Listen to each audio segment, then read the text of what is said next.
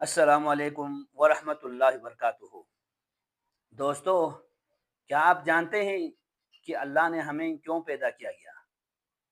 اللہ تعالیٰ اپنے کلام میں ہی ارشاد فرماتا ہے، وما خلقت الجن والانس الا لیعبدون، میں نے انسان اور جنات کو صرف میری اپنی عبادت کے لیے پیدا کیا گیا ہے۔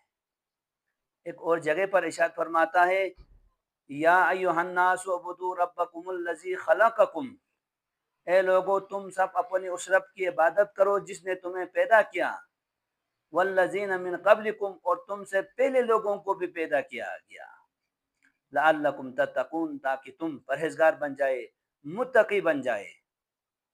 اللہ تعالیٰ نے ہمیں خوبصورت زندگی دیا، خوبصورت جسم دیا، آنکھ دیا، کان دیا، زبان دیا۔ یہ نعمتیں اللہ تعالیٰ نے ہمیں کیوں دیا گیا؟ انسان کو خوبصورت ڈھانچے میں کیوں پیدا کیا گیا؟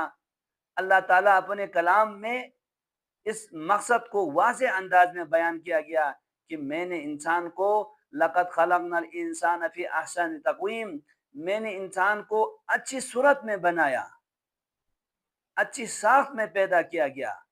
کیوں پیدا کیا گیا؟ الا لیعبدون، میری اپنی عبادت کے لیے پیدا کیا گیا۔ اسی لیے کسی شاعر نے کیا خوب کہا کہ زندگی آمد برائے بندگی، زندگی بے بندگی شرمندگی شرمندگی۔ لہٰذا دوستو، ہمیں اللہ نے جس مقصد کے لیے پیدا کیا گیا ہے، اس مقصد کو مد نظر رکھ کر ہمیں اپنی زندگی کے قیمتی لمحات کو گزارنا چاہے۔